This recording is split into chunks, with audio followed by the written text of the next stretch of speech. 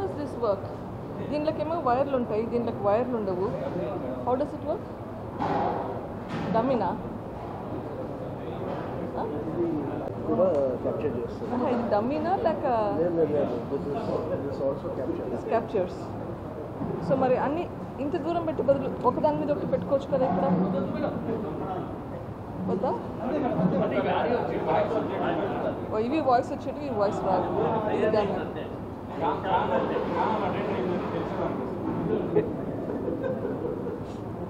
ఇవి ఇంకొంచెం దగ్గరికి పెట్టుకోవచ్చా? నా గొంతు స్లోలో ఉంటుంది, ఈ కార్నర్స్కి సరిపోతుందా? అంతే అంటారు.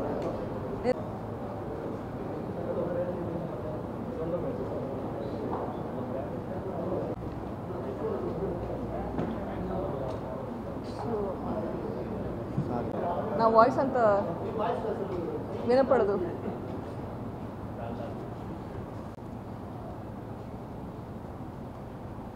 Tell me when to start.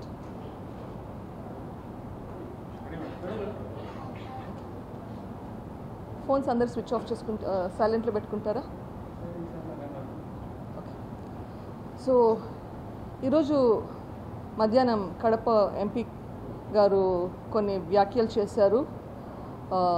నా మీద కొన్ని ఆరోపణలు వేశారు, కొన్ని క్వశ్చన్స్ కూడా వేశారు. వాటిలో వీలైనంత వరకు సందేహాలు తీర్చుదామని ఇక్కడికి వచ్చాను. మొదటిగా అవినాష్ రెడ్డి గారు అన్నారు నేను ఇది ఆయన మీద ఈర్ష్యతో ద్వేషంతో చేస్తున్నానని.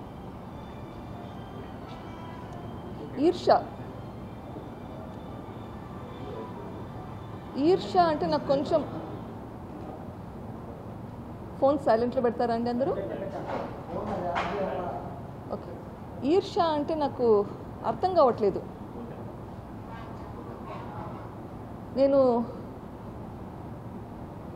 2008లో యుఎస్ నుంచి వచ్చాను, అక్కడ పని చేశాను, అక్కడ ట్రైన్ అయ్యాను, ఇక్కడికి వచ్చాను, ఇక్కడ ఒక స్పెషలిస్ట్గా పనిచేస్తున్నాను. అండ్ నా ఫీల్డ్లో I'm recognised all over the country. నాకు పొలిటికల్ అంబిషన్స్ కూడా లేవు. సో నాకు ఈర్ష్య దేనికి నాకు అర్థం కావట్లా. మీకేమైనా అర్థమైతే please explain to me, because ఈర్ష్య అంటే నాకు తెలిసిన మటుకు జెలసీ. సో జెలసీ ఉండాలంటే there should be something common. ఇక్కడ కామన్ ఏంది నాకు అర్థం కావడంలా. ఓకే. ఇంకోటి అన్నారు ద్వేషం. ద్వేషం అంటే కోపం ఉండాలి. ఇది వరకు మేము పులివెందుల్లో పాత ఇంట్లో ఉండేటప్పుడు, రాజారెడ్డి స్ట్రీట్లో ఉన్నప్పుడు పక్కనే ఇండ్లు ఉంది. సెలవులకు చిన్నప్పుడు హాస్టల్ నుంచి ఇంటికి వచ్చేటప్పుడు కానీ ఇంటికి వస్తే ఒకసారి చుట్టపు చూపుగా వాళ్ళ ఇంటికి వెళ్ళేదాన్ని. ఇప్పుడు ఇల్లులు మారాక యాక్చువల్గా వాళ్ళ ఇల్లు ఎక్కడుందో కూడా నాకు సరిగ్గా తెలియని పరిస్థితి. ఎక్కడో పరిసర ప్రాంతంలో ఉంది అని తెలిసినంత వరకే, కానీ ఎక్కడ పర్టికులర్ లొకేషన్ దానికి దారి కూడా నాకు తెలియకుండా ఉండింది. నేను ఈ ఇన్సిడెంట్ జరిగినాక ఒకసారి వాళ్ళ ఇంటికి వెళ్ళినప్పుడు పెళ్ళిళ్ళలో కలుస్తాను. ఎస్, అవినాష్ చెల్లెలు ఇంకా కొంచెం పరిచయం, ఎందుకంటే అమెరికాలో ఉండేది, అప్పుడప్పుడు వాళ్ళ ఇంటికి వెళ్ళేవాళ్ళం. కానీ అవినాష్ మనిషే అంత పరిచయం లేనప్పుడు ద్వేషం ఎక్కడి నుంచి వస్తుందో నాకు తెలియదు. Okay. So let me set the record straight there. Power అన్నదా ఈ ఫ్యామిలీలో నేను పుట్టినప్పటి నుంచి చూస్తూనే ఉన్నాను. ఇది నాకు కొత్త కాదు. ఈ పవర్కి దూరంగా పోదామనే ట్రై చేస్తున్నాను ఇన్ని రోజులు. అందుకే 2019కి ముందు మీకెవరు నాకు తెలియదు, కానీ మెడికల్ ఫీల్డ్లో అందరికీ నాకు తెలుసు, అంటే తెలుసు. పవర్కి దూరంగా ఉన్నాను. కానీ దేవుడు ఏం రాసి పెట్టారో, ఈ సిచ్యుయేషన్ తెచ్చిపెట్టారు, ఇక్కడికి రావాల్సింది వచ్చింది. So I'm here. అవినాష్ గారు చాలా పాయింట్స్ రేస్ చేశారు. లెట్ మీ కొన్ని నోట్ చేసుకున్నాను, ఒక్కొక్కటి పోదాం. ఇది ప్రాబబ్లీ ఈ YS Vivekananda Reddy murder case ఈ పాలిటిక్స్ ఇన్వాల్వ్ కాకుంటే ప్రాబబ్లీ ఒక హెడ్ కానిస్టేబుల్ సాల్వ్ చేసి పక్కన పడేసింది కేసు. ఇది అంత ఎవిడెన్స్ ఉంది యాక్చువల్గా. కానీ పాలిటిక్స్ వల్ల, పాలిటీషియన్స్ ఇన్ఫ్లుయెన్స్ వల్ల ఇది నాంచి ఇప్పుడు 5 సంవత్సరాల తర్వాత ఇప్పుడు ఇంకా పోరాడుతూనే ఉన్నాను. మొదటి రోజు నుంచి, వివేకానంద రెడ్డి గారు చనిపోయిన మొదటి రోజు నుంచి పోరాటం మొదలైంది, ఇప్పటికీ సాగుతూనే ఉంది. ఇంకా ఇది ఎంతకాలం సాగుతుందో నాకైతే తెలియదు, కానీ it's just going on. First point Avinash Reddy గారు రేస్ చేసింది Dastagiri 306 approver status. Approver status అనేది చట్టంలో ఒక ప్రాసెస్. నేను అడిగేది న్యాయం కోరుతున్నాను. సో న్యాయం ప్రాసెస్లో ఇది కూడా మన వాళ్ళు చేసిందన్నా. జనరేటర్ ఆన్ చేస్తారమ్మా? Should I stop for a minute or continue?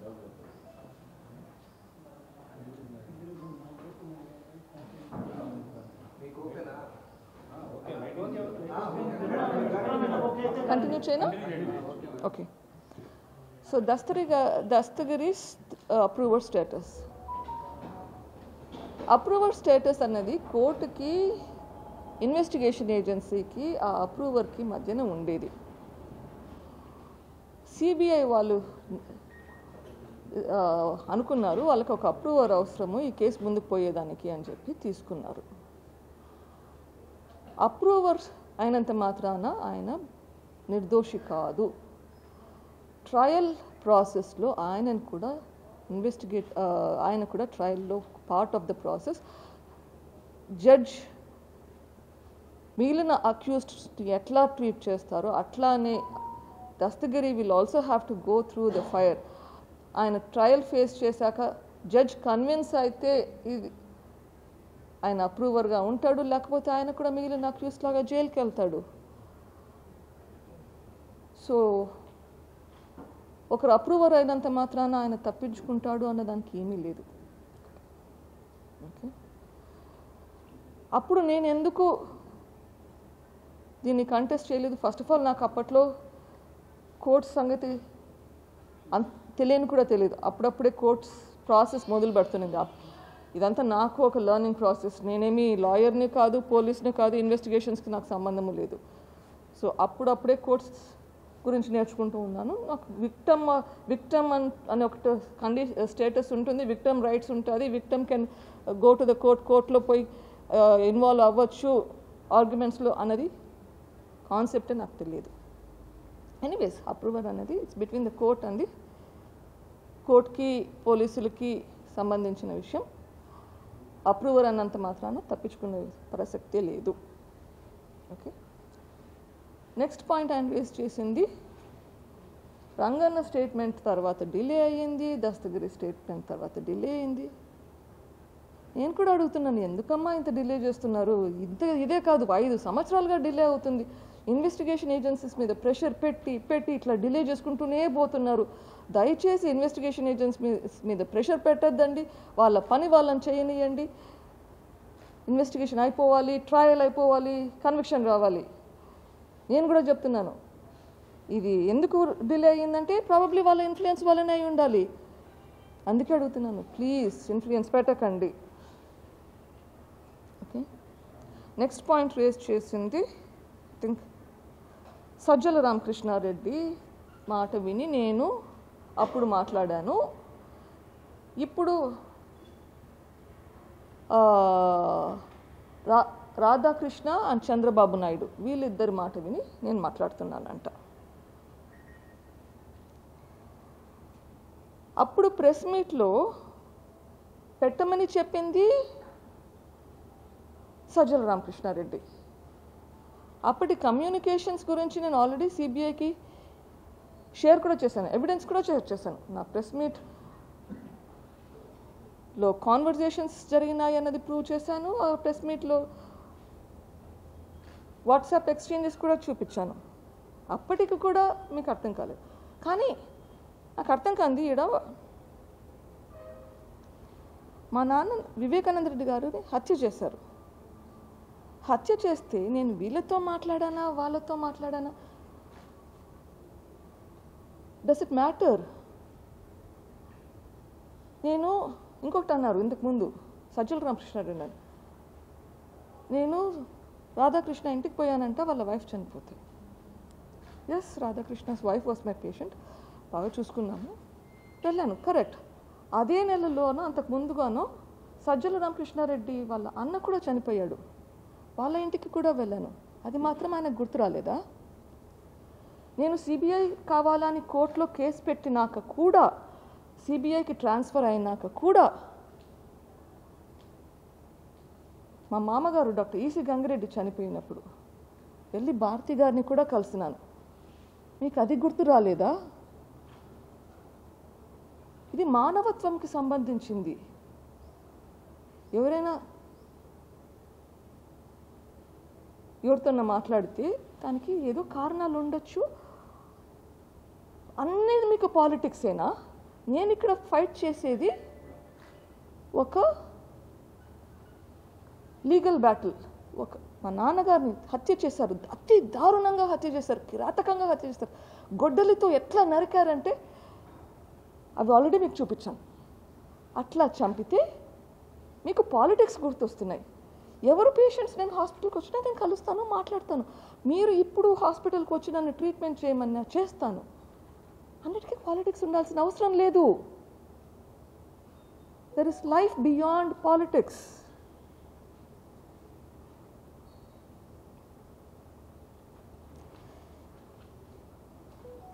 ఇంకోటి అన్నాడు, మా కుటుంబాన్ని నాశనం చేసినారు, మా నాన్నగారిని సంవత్సరం రోజులుగా జైల్లో పెట్టారు,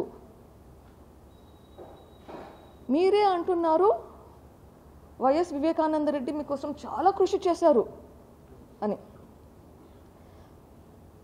ఆయన అంత దారుణంగా హత్య చేస్తే ఆయన సంగతి ఏంటి, ఆ కుటుంబం సంగతి ఏంటి?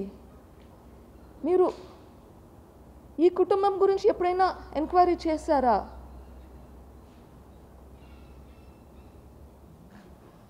ఆయన చనిపోతే, వివేకానంద రెడ్డికి మీ గారు చనిపోతే మీరు ఏమయ్యారు? మీరు ఎప్పుడైనా పోలీస్ దగ్గరికి వెళ్ళి అడిగారా ఏమవుతుంది? ఆయన గురించి ఏ రోజైనా మంచిగా మాట్లాడారా? ఇంకా పెద్ద పెద్ద మాటలు అంటారు, విఘ్నతతో వాళ్ళు ఆయన నా విఘ్నతకు వదిలేస్తారంట. ఇప్పుడు ఆయన విఘ్నత ఎక్కడ? ఆయన విచక్షణ జ్ఞానం ఎక్కడ? నెక్స్ట్ పాయింట్ ఆయన చెప్పింది ఇది, సిబిఐ వాళ్ళు రాశారు waiting for a phone call అని. ఆయన ఫోన్ కాల్ కోసం ఎవరో ఫోన్ చేస్తే ఆయన వస్తారని రాశారు అంటున్నారు. అదంతా నాకు అనవసరం. ఒకటి ఎక్స్ప్లెయిన్ చేస్తాను, కొంచెం టైం లైన్స్ రాసుకున్నాను, చెప్తాను. ఓకే, దానికి ముందు గూగుల్ టేక్అవుట్ గురించి అది ఫ్యాబ్రికేటెడ్ అంటారు. ఈ గూగుల్ టేక్అవుట్ ఏదైతే సిబిఐ కోట్ చేశారో, సిబిఐ కాకుండా CFSL, central forensic lab, CFSL అంటే some forensic lab, survey of India, వీళ్ళందరూ కలిపి తయారు చేసిన రిపోర్ట్. సిబిఐ వాళ్ళు ఫ్యాబ్రికేట్ చేస్తారా? సిఎఫ్ఎస్ఎల్ ఫ్యాబ్రికేట్ చేశారు, సర్వే ఆఫ్ ఇండియా వాళ్ళు ఫ్యాబ్రికేట్ చేసి అందరూ కలిపి ఈయన మీద కక్ష ఉంది కాబట్టి ఆయనకు అగేన్స్ట్గా రిపోర్ట్ తయారు చేశారంట. వాళ్ళకేంటి కక్ష వీళ్ళ మీద? వాళ్ళు చేయాల్సిన పని వాళ్ళు చేస్తారు.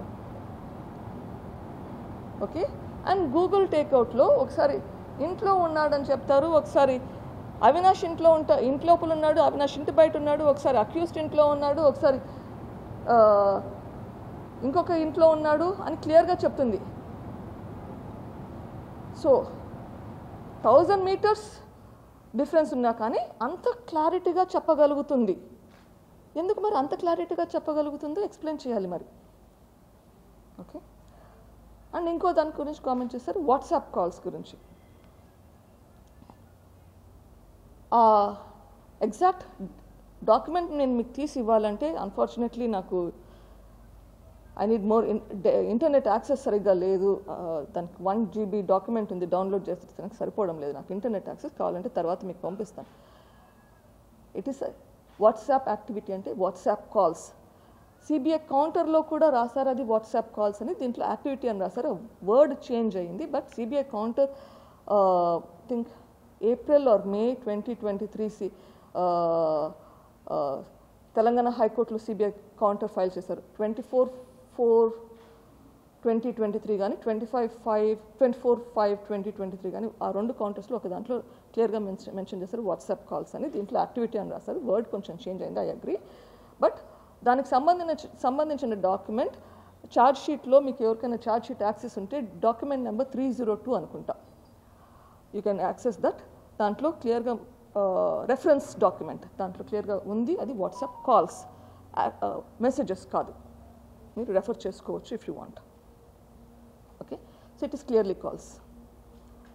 అంత డీటెయిల్డ్ ఎక్స్ప్లెనేషన్ ఎందుకు? సింపుల్, మీ ఫోన్ తెచ్చి ఇన్వెస్టిగేషన్ ఆఫీసర్స్కి ఇవ్వండి, కడిగిన ముత్యంలాగా బయటకు వస్తారు. కవిత గారే 10-11 ఫోన్లు జిప్లాక్ బ్యాగ్లో తీసుకొని పోయి ఇన్వెస్టిగేషన్ ఏజెన్సీకి ఇచ్చారు. మీకేమైంది? ఏది నిజమో క్లియర్గా వచ్చేస్తుంది కదా, జస్ట్ మీ ఫోన్ తీసుకొని పోయి వాళ్ళ చేతికి ఇచ్చేసేయండి. మీరు అది వాట్సాప్ కాల్ యాక్టివిటీనా ఎవరికా అన్నది క్లారిటీ వచ్చేస్తుంది. అదంతా కాకుండా ఎందుకు ఈ సంభాషణ? I don't know. Okay, so anyways ఎందుకు చెప్తున్నానంటే, ఇది సిబిఐ వాళ్ళు చెప్పారు మీ ఫోన్ కాల్ కోసం వెయిట్ చేస్తున్నారని చెప్పి. కొన్ని టైం లైన్స్ చెప్తాను. అవినాష్ గారికి ఫోన్ కాల్ పోయింది ఎన్ శివప్రకాష్ రెడ్డి దగ్గర నుంచి అవినాష్కి 6:26:15 6:26:15 ఆ ఫోన్ కాల్ డ్యూరేషన్ 24 సెకండ్లు. ఓకే, అవినాష్ గారితో పాటు కొంతమంది మనుషులు ఉన్నారు అంటున్నారు. వాళ్ళలో ఒకరు గజ్జల ఉదయ్ కుమార్ రెడ్డి, ఈ కేసులో A6. ఓకే, వాళ్ళిద్దరు కూడా ఒప్పుకుంటారు, వాళ్ళిద్దరు కలిసే ఒక వెహికల్ ముందర ఒక వెహికల్ వెనకాల అట్లా ఏదైనా ఉండొచ్చేమో, అది గ్రూప్లో అయితే ఉన్నారు. గూగుల్ టేక్అవుట్ ప్రకారం గజ్జల ఉదయ్ కుమార్ రెడ్డి 6:25:25 అవినాష్ రెడ్డి ఇంట్లో ఉన్నాడు. ఇది ఛార్జ్ షీట్లో ఉంది, పేజ్ నెంబర్ నాకు గుర్తులేదు, but it's there in the charge sheet. 6:25:25 Avinash Reddy ఇంట్లో ఉన్నాడు. అగైన్ గూగుల్ టేక్అవుట్ ప్రకారం 6:27:28 వివేకానంద రెడ్డి ఇంటి దగ్గర ఉన్నాడు. ఓకే, సో 6:25 అవినాష్ ఈ మనిషితో పాటు కలిసి ఉన్నాడు కాబట్టి ఆయన ఇంట్లో ఉన్నాడు అనుకోవాల్సిందే. ఫోన్ వచ్చింది 6:26:15. ఓకే, అక్కడ నుంచి ఇంటికి చేరుకునేదానికి 6:27:28. సో 24 సెకండ్లు తీసేస్తే ఫోన్ కాన్వర్జేషన్ అయిపోయినంత వరకు, ఆ ఫోన్ కాన్వర్జేషన్ అయిపోయి డ్రైవర్కి యూటర్న్ తీసుకో అని చెప్పి ఇంట్లోకి చేరుకునేసరికి 47 సెకండ్లు క్యాల్కులేట్ చేస్తే 47 సెకండ్లలో ఇల్లు చేరుకున్నాడు. ఫోన్ వచ్చినప్పటికీ ఇంటి చేరుకునేదానికి ఆయన ఎక్కడో దారిలో ఉంటే 47 సెకండ్లలో ఇంటికి ఎట్లా చేరుకున్నాడు? అన్లెస్ రెడీగా ఉండి పోదామని ఇంటి నుంచి డైరెక్ట్గా వస్తే తప్ప. ఎందుకంటే ఈ డిస్టెన్స్ 500 మీటర్లు. 500 మీటర్లు అంటే 47 సెకండ్లలో రావచ్చు. మీరు టైం క్యాల్కులేట్ చేసుకోండి. ఇది సిడిఆర్, అది Google takeout and CDR combined data. ఈ ఇన్ఫర్మేషన్ ఛార్జ్ షీట్లో ఉంది. ఓకే, నెక్స్ట్ పాయింట్ ఏం రేస్ చేస్తాను?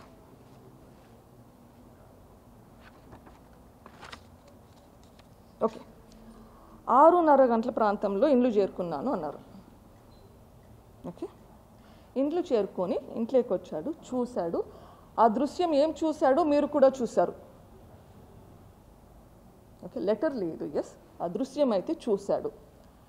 అది చూసి బయటికి వచ్చి ఉన్న వాళ్ళకి ఏం చెప్పాడు? హార్ట్ అటాక్ అని చెప్పాడా, హత్య అని చెప్పాడా, బ్లడ్ వామిటింగ్ అని చెప్పాడా? నాకైతే తెలియదు, ఈరోజు కూడా నాకు తెలియదు పక్కన ఉన్న వాళ్ళకి ఏం చెప్పాడు అని. ఓకే, బయటకు వచ్చాడు, నవీన్కి ఫోన్ చేశాడు, ఓఎస్డి కృష్ణమోహన్ గారికి ఫోన్ చేశాడు అని చెప్పారు. వాళ్ళ ద్వారా జగన్ గారికి ఇన్ఫర్మేషన్ ఇచ్చారు. జగన్ గారికి ఏమని ఇన్ఫర్మేషన్ ఇచ్చారు? జగన్ అన్నకై ఇన్ఫర్మేషన్ ఇచ్చాను అని చెప్పారు. వైఎస్ జగన్మోహన్ రెడ్డి గారికి హార్ట్ అటాక్ అని చెప్పాడా, మర్డర్ అని చెప్పాడా? ఏమని చెప్పాడు? ఒకవేళ హార్ట్ అటాక్ అని చెప్పింటే దాన్ని హార్ట్ అటాక్ అని ఎలా చెప్పారు? చెప్పిండకూడదు. ఆ దృశ్యం చూసిన వాళ్ళు ఎవరు హార్ట్ అటాక్ అని చెప్పిండకూడదు. ఒకవేళ మర్డర్ అని చెప్పింటే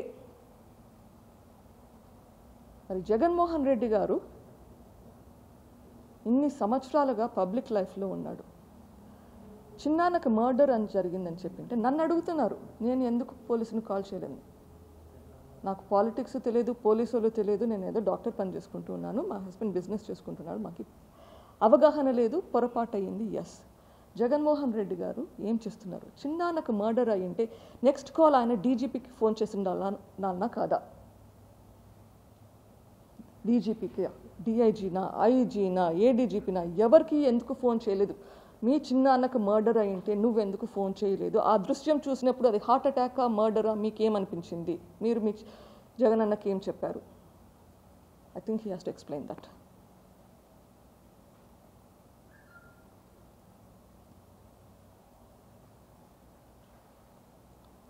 నెక్స్ట్ పాయింట్ ఆయన రేస్ చేసింది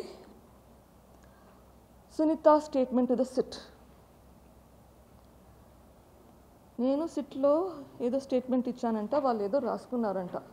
ఆయన ఇంకోటి కూడా చదివి వినిపించిండాల్సింది. ఆ స్టేట్మెంట్స్లో ఒక దాంట్లో రాసి ఉంది, నాకు ఫోన్ వచ్చినప్పటికీ నేను కర్నూలులో ఉండానంట, నేను 8:30-8:45 పులివెందల్లో చేరి ఇన్క్వెస్ట్లో కూడా సైన్ చేశానంట. అట్లా రాసుకున్నారు SIT officers. That is the capability of our, that is the amount of influence. అంత ఇన్ఫ్లుయెన్స్ పెట్టారు పోలీసుల మీద, దట్ అర్థం పర్థం లేని స్టేట్మెంట్స్ రాసుకున్నారు. ఒక స్టేట్మెంట్లో రాసి ఉంది, నేను కర్నూలులో ఉన్నానంట నాకు ఫోన్ వచ్చినప్పుడు.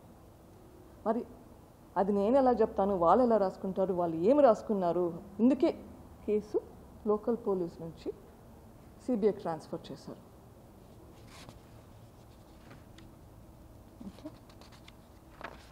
ఇంకేం చెప్పారు?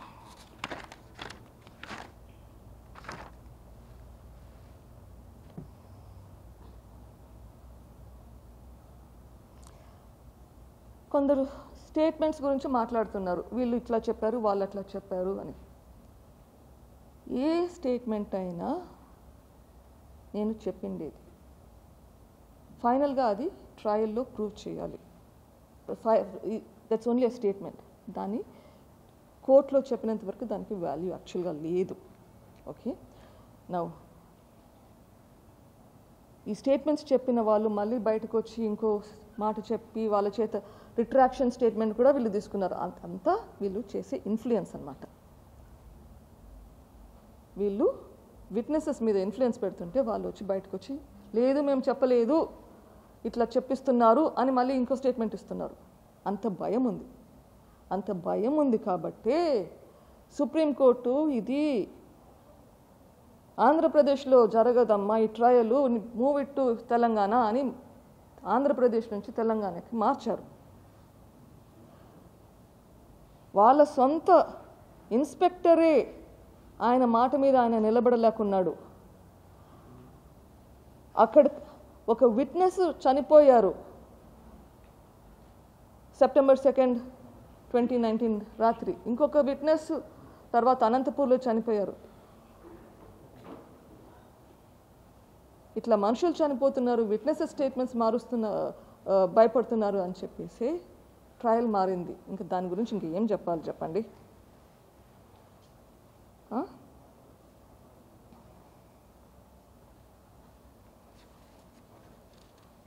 ఆదినారాయణ రెడ్డి స్టేట్మెంట్లో ఎన్ఎస్పీఆర్ చెప్పాడంట హార్ట్ అటాక్ అని. ఎన్ఎస్పీ శివప్రకాష్ రెడ్డి అక్కడ లేడు, ఆయనకి ఎవరో ఏమన్నా చెప్తే అది ఇంకొకరికి చెప్పిండొచ్చు. ఆడ ఉండింది కృష్ణారెడ్డి, ఇప్పుడు అనుమానితుడు, సస్పెక్ట్, వీళ్ళతో పాటు కలిసి పనిచేసే మనిషి. మరి కృష్ణారెడ్డి ఏమి చెప్పింటాడో అదే రిపీట్ చేసి ఉండొచ్చు. అక్కడ లేని మనిషిని పట్టుకొని క్వశ్చన్ చేస్తున్నారు. మీరు అక్కడ ఉండి ఏం చెప్పారో మీరు చెప్పలేకున్నారు. You need to explain your self.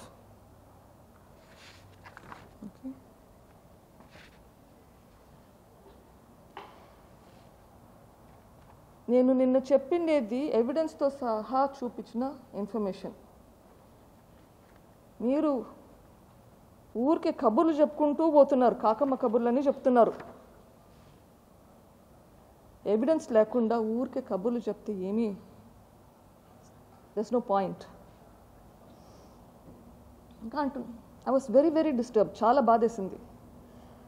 YS Rajasekhara Reddy, YS Vivekananda Reddy ఆశీస్సులతో ఈసారి ఎంపీ టికెట్ కోసము అందరూ ప్రజలు నాకు ఓటేస్తారు అంటున్నారు. ఏమనాలా దీని గురించి?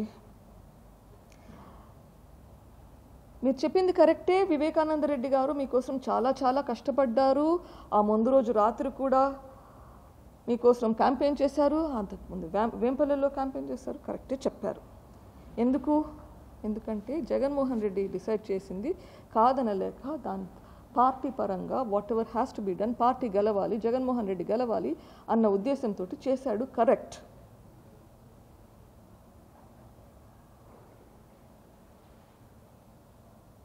అంతగా కష్టపడిన మనిషి, నీకోసం అంతగా కష్టపడిన మనిషి, మీరే ఒప్పుకుంటున్నారు వివేకానంద రెడ్డి గారు మీకోసం అంతగా కష్టపడ్డారని.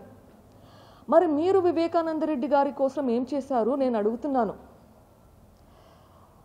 మీరు ఎంపీగా ఉన్నారు, జగన్మోహన్ రెడ్డి గారు చీఫ్ మినిస్టర్గా ఉన్నారు, మరి హంతకులను పట్టుకున్నారా? మీకోసం అంతగా కష్టపడ్డారు, అంతా ఇంత కాదు, చాలానే కష్టపడ్డారు. ఇష్టం లేకున్నా కానీ కష్టపడ్డారు, మనసు కష్టపెట్టుకున్నా కానీ కష్టపడ్డారు, ఎవరికి చెప్పుకోకుండా బాధను దిగమించుకొని కష్టపడ్డారు. మరి ఆయన చనిపోతే ఆయన చంపిన వాళ్ళ గురించి కనుక్కోలేదు ఎందుకు? మీరు ఎంపీ, మీరు పోలీస్ దగ్గరికి వెళ్ళి అడిగారా ఏమవుతుంది, ఎందుకు ఇన్వెస్టిగేషన్ ముందుకు జరగట్లేదు, ఎందుకు అడగలేదు? సరే సిబిఐ ఎన్నిసార్లు ఢిల్లీకి వెళ్ళారు? ఒకసారా రెండుసార్లా? రెగ్యులర్గా వెళ్తూనే ఉంటారు కదా. మరి సిబిఐ దగ్గరికి వెళ్ళి అడిగారా ఎందుకు ఇన్వెస్టిగేషన్ ముందుకు జరగట్లేదు, త్వరగా చేయాలి అని? ఇది మీ బాధ్యత కాదా? మీకు సహాయం చేసిన మనిషిగా మీకు బాధ్యత లేదా, లేక మీకోసం కష్టపడ్డ మనిషి కాబట్టి మీకు బాధ్యత లేదా? మీరు ఎందుకు చేయలేదు? ఈ 5 సంవత్సరాలు ఏ ఒక్కసారైనా మీరు వివేకానంద రెడ్డి చేసిన మంచి గురించి ఒక్కసారైనా మాట్లాడారా? సాక్షి పేపర్లో మాత్రం ఆయన గురించి ఎంత నీచంగా కావాలంటే అంత రాస్తారు. మీదే కదా సాక్షి పేపర్, మీకోసమే కదా కష్టపడ్డాడు వివేకానంద రెడ్డి. మరి అట్లా ఎట్లా చేయాలనిపిస్తుందండి మీకు? మీకోసం కష్టపడ్డ మనిషి ఒక్కసారన్నా మంచి రాసారా? ఎలక్షన్లు అయిపోయినాక, ఎలక్షన్ల ముందు మీకోసం మీ వాడుకునే దానికి ఎస్ రాస్తారు, ఆ తర్వాత ఒక్కసారైనా ఆయన మంచి గురించి ఒక్కసారైనా రాశారా? ఆయనని తలుచుకుంటూ మంచి ఎప్పుడైనా మాట్లాడారా?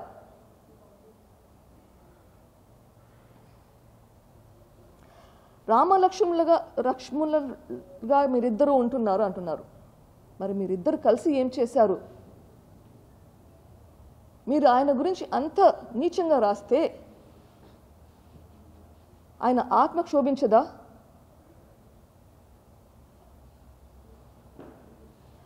ఆయన గురించి ఆయన జస్టిఫై చేసుకోగలుగుతాడా? చనిపోయిన వాళ్ళ గురించి ఎప్పుడైనా ఎవరైనా చెడుగా మాట్లాడతారా?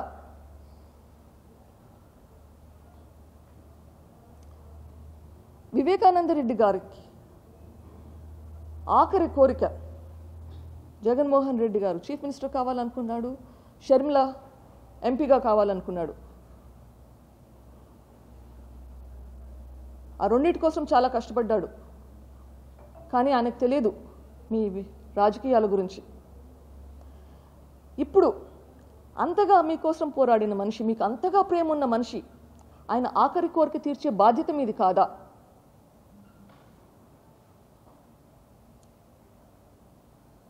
షర్మిల గారు ఈ పార్టీ కోసం, వైఎస్ఆర్సీపీ పార్టీ కోసం ఎంత త్యాగం చేశారు.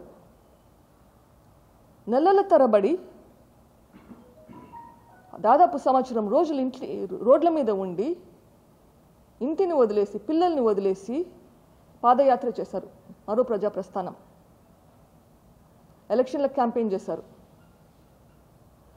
2014లో మీరు ఎంపీగా కంటెస్ట్ చేసినప్పుడు మీరు వైఎస్ఆర్సీపీ పార్టీకి ఏమి చేసి ఆ సీటు సంపాదించుకున్నారు? షర్మిల గారు అంత కష్టపడ్డారు, కానీ ఆమెకి ఇవ్వలేదు సీటు, మీకు ఇచ్చారు. ఎందుకు? మీరు భారతీయకి బంధువులనా? ఆమె కష్టం మీకు గుర్తు రాలేదా? ఎందుకు ఆమెకు సీటు ఇవ్వలేదు అప్పుడు? ఆమె she's literally sacrificed her life. ఆమె గురించి మాట్లాడే అర్హత మీకుందా? ఆమె వైఎస్ఆర్సీపీ పార్టీకి ఎంత చేశారు? అసలు ఆమె గురించి మాట్లాడే అర్హత ఉందా మీకు? చేసినంతసేపు చేపించుకున్నారు. అప్పుడు చేపించుకొని ఇప్పుడు ఇంత నీచంగా రాస్తారు. మీరు మనుషులేనా? మీకు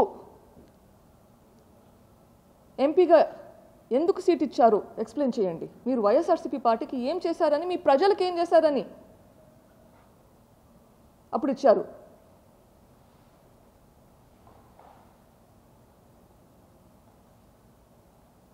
ఇప్పుడు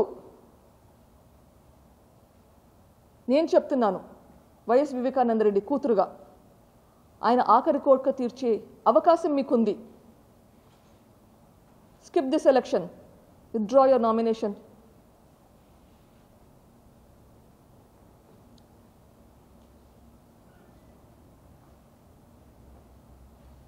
వైఎస్ షర్మిలకు సపోర్ట్ చేయండి. చేయగలుగుతారా?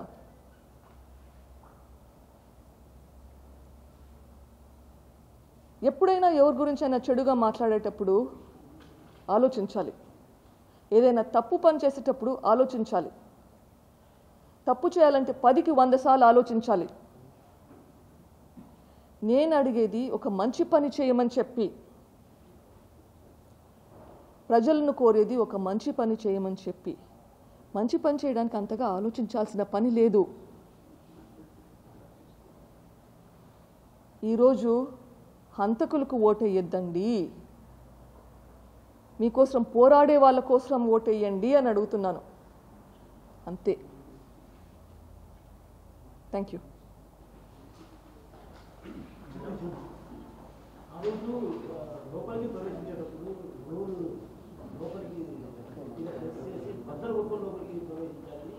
తప్పండి. తలుపులు బద్దలు కొట్టుకోలేదు. మీరు ఎప్పుడు ఇంటికి వస్తే నేను ఎక్స్ప్లెయిన్ చేస్తాను, డోర్ చూపించి యాక్చువల్గా ఏంటి ప్రాసెస్ అక్కడ అని చెప్పేసి. బద్దలు కొట్టుకోలేదు. గంగిరెడ్డి లోపలికి పిలుచుకొని వస్తే లోపలికి తెరిచే ఉన్నింది, లోపలికి మామూలుగానే వచ్చారు, బద్దలు కొట్టుకోలేదు. అది వీళ్ళు ఈ ఇంకో కాకమ్మ కబురు అనుకోండి. అది అది తీసుకుంటే ఖచ్చితంగా లోపాలు బయటపడతాయి. వాటికి వీటికి కొంచెం లేదన్నటువంటి వాదన నిన్న దేవిరెడ్డి శంకరెడ్డి చైతన్యారెడ్డి చెప్పడం. ఏం క్లూస్ టీము? అదే కొంచెం క్లారిటీ ఇవ్వండి. క్లూస్ టీం అంటారు, ఫోరెన్సిక్ టీం అంటారు. ఏమన్నారు, ఏమి తప్పు చెప్పారు, ఏమి కరెక్ట్ చేయాలి? ఊరికే స్టేట్మెంట్. నేను యాక్చువల్గా ఇంటర్వ్యూ చూడనే లేదు. ఐ నో అది చేశాడు ఏదో ఇంటర్వ్యూ అని, కానీ నేను చూడలేదు. సో నేను కరెక్ట్గా చెప్పలేను. మరి క్లూస్ టీం వెళ్ళారు అంటే క్లూస్ చెప్పింటే ఏదో చెయ్యండి.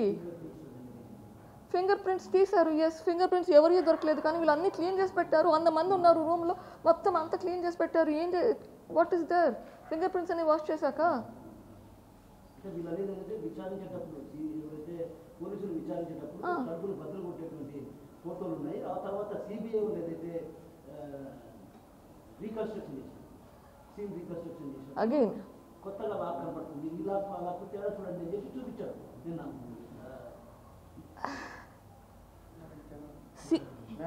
సారీ, ఇక్కడ డబుల్ డోర్ ఏదైనా ఉందో చూపిస్తాను, మీకు ఎక్స్ప్లెయిన్ చేస్తాను. ఓకే, 2 డోర్లు ఇట్లా ఉంటాయి.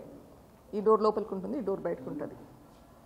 ఈ బోల్ట్ పడితే ఈ డోర్ పనిచేసిన ఈ బోల్ట్ టవర్ బోల్ట్ పని చేయకపోయినా ఈ డోర్ బోల్ట్ ఉన్నంత వరకు ఓపెన్ చేయలేవు అటుపక్క నుంచి.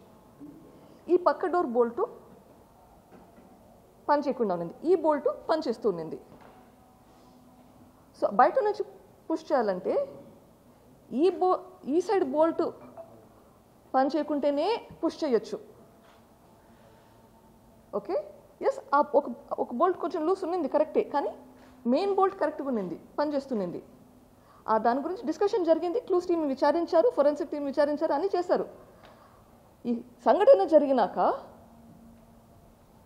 అది తెలిసి అట్లే వదిలేస్తామా? ఆ బోల్ట్ ఫిక్స్ చేసుకోమా? సిబిఐ వచ్చింది 2 సంవత్సరాల తర్వాత. అప్పటి వరకు పనిచేయని బోల్ట్ అట్లే వదిలేస్తామా? ఎస్పెషల్లీ సంఘటన జరిగినాక. కమాన్, అన్నీ విచారించారు, ఆ క్లూస్ టీం విచారించారు, ఫోరెన్సిక్ టీం ఇచ్చారు బోల్ట్లు. వాళ్ళకి అర్థమైంది ఏంటి అక్కడ ప్రాబ్లం ఉండిందని. ఇప్పటి కూడా ఆ ఒరిజినల్ బోల్ట్ అట్లే ఉంది, ఈ పక్కది ఫిక్స్ చేసింది. విట్నెసెస్ని మీరు అవినాష్ రెడ్డి హార్ట్ అటాక్తో చనిపోయాడని చెప్పమని చెప్పాడని సిబిఐకి స్టేట్మెంట్ ఇవ్వమని చెప్పి అవినాష్ రెడ్డి మీ మీద అక్యూజ్ చేస్తున్నారు. What is it true? విట్నెసెస్కి నేను heart attack, Avinash Reddy heart అటాక్తో వివేక చనిపోయారని మీరు వాళ్ళని సిబిఐకి చెప్పమని చెప్పి కోర్టు చేశారు. ఇవాళ పెట్టిన ప్రెస్ కాన్ఫరెన్స్లో అది ఒక accusation. A విట్నెసెస్ని?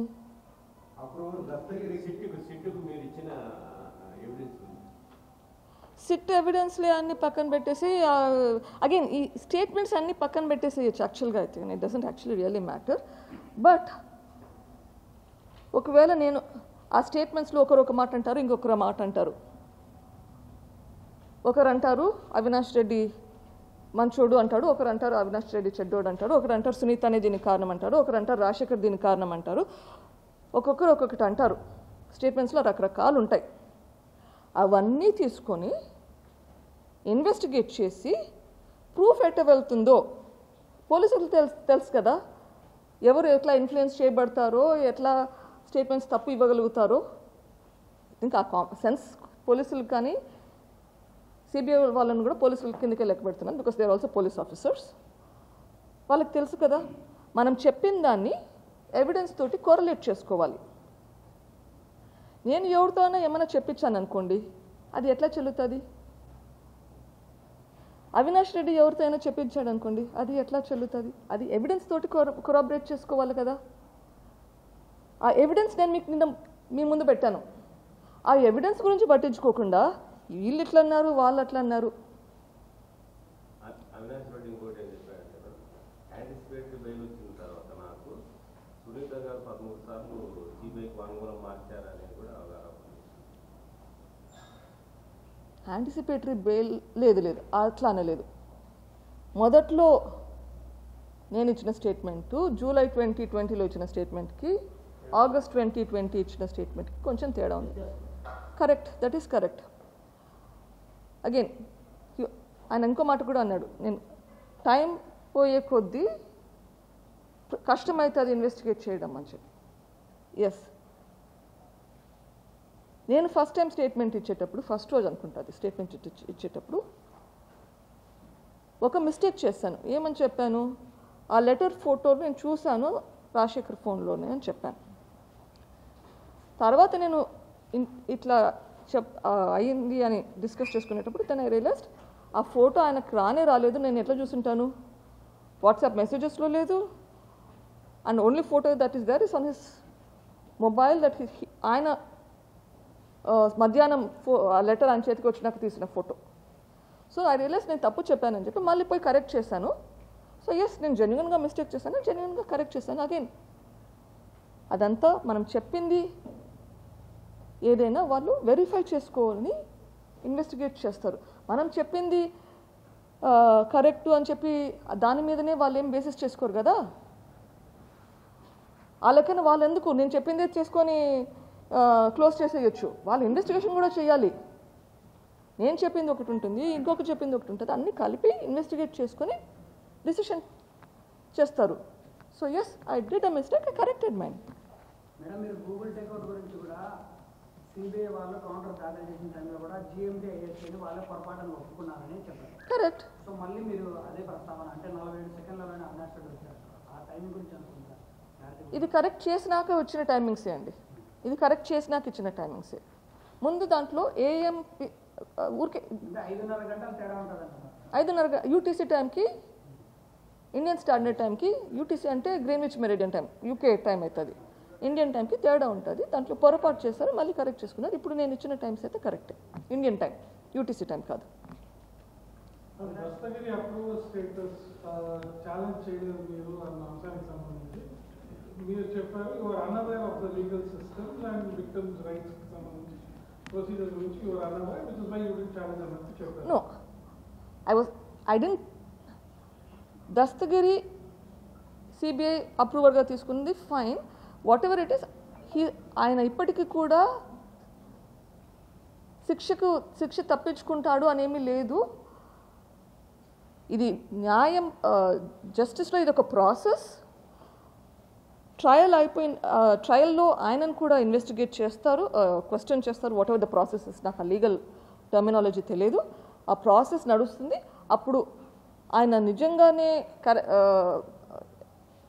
What ever due process నడుస్తుంది. ఆ డ్యూ ప్రాసెస్ తర్వాత జడ్జ్ నిర్ధారిస్తాడు ఆయనకి శిక్ష పడాలన్నా, శిక్ష పడకూడదా, శిక్ష పడితే ఎంత శిక్ష పడాలి, అవన్నీ జడ్జ్ నిర్ధారిస్తాడు. అప్రూవర్ అన్నంత మాత్రాన ఆయనకి శిక్ష పడదు అనైతే ఎక్కడ రాసి పెట్టలేదు. సిబిఐని మీరు ఇన్ఫ్లుయెన్స్ చేస్తున్నారు, వాళ్ళు ఇన్ఫ్లుయెన్స్ చేస్తున్నారు మీరేంటున్నారు. వాళ్ళు మీరు చంద్రబాబు నాయుడు తర్వాత ఆర్కే వీళ్ళు ఇన్ఫ్లుయెన్స్ చేస్తున్నారని వాళ్ళు అంటున్నారు. అంటే సిబిఐ ఒకరు ఇన్ఫ్లుయెన్స్ చేస్తే ఇన్ఫ్లుయెన్స్ అయ్యే సంస్థ అంటారు. సిబిఐని చంద్రబాబు నాయుడు ఆర్కే ఇన్ఫ్లుయెన్స్ చేస్తున్నారా? నేను ఇన్ఫ్లుయెన్స్ చేస్తున్నానా? వావ్.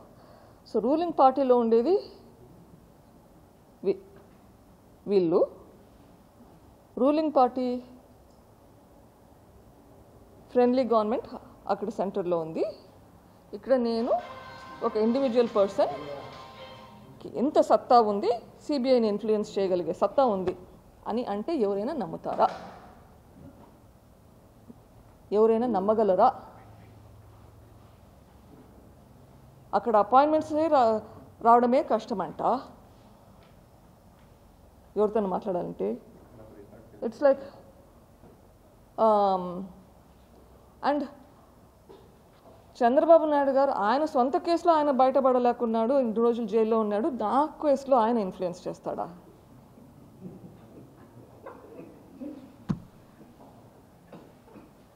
మొత్తానికి వైఎస్ ఫ్యామిలీకి సిబిఐకి మధ్య గతంలో ప్యాకేజ్ ఏమైనా ఉందో కూడా గత కొన్ని ఏళ్ళుగా ఇది నడుస్తూనే ఉంది. సారీ, కొంచెం I can't hear you.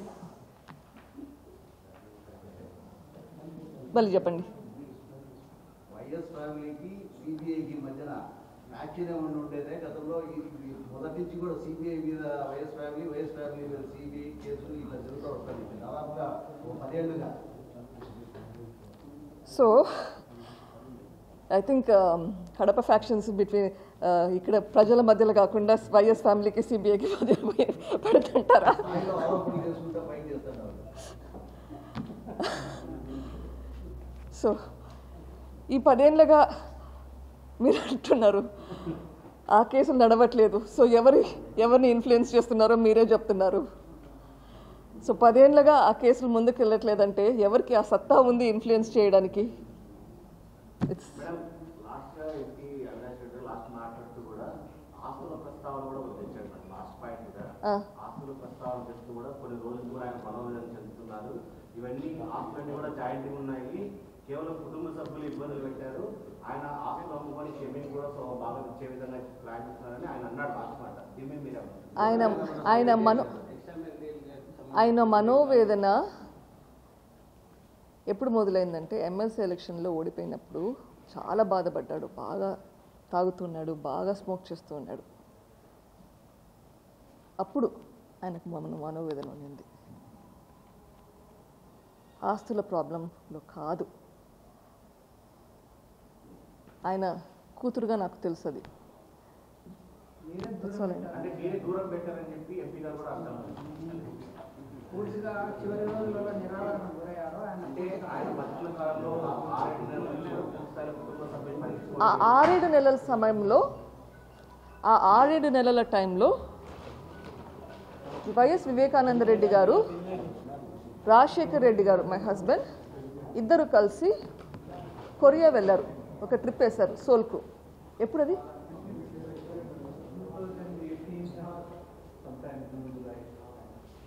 So దూరంగా పెట్టింటే వాళ్ళిద్దరు కలిసి ఇంటర్నేషనల్ ట్రిప్ వెళ్ళగలుగుతారా?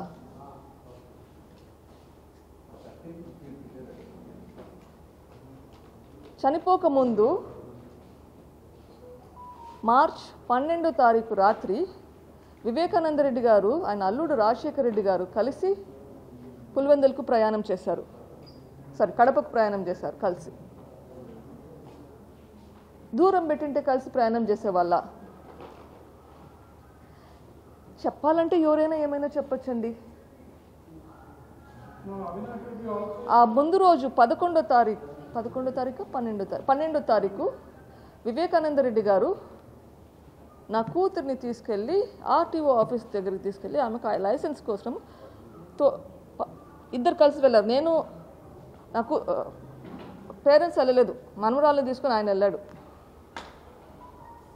దూరం పెట్టింటే కలిసి వెళ్ళేవారా? Also alleged that after Ram Singh వచ్చాక మీ ఇద్దరి కాంబినేషన్ ఒక నెరేటివ్ బిల్డ్ చేశారు. అక్కడ నుంచి టేక్అవుట్ ని ఒక కొరాబరేటివ్ ఎవిడెన్స్ గా తీసుకుని హియర్సే ఎవిడెన్సెస్, ఇమాజినరీ ఎవిడెన్సెస్ ఒక స్టోరీ, ఒక నెరేటివ్ బిల్డప్ చేశారు. Good question. Google takeout was ఎప్పుడు తీశారు? ఐ థింక్ అంత కోవిడ్ ముందు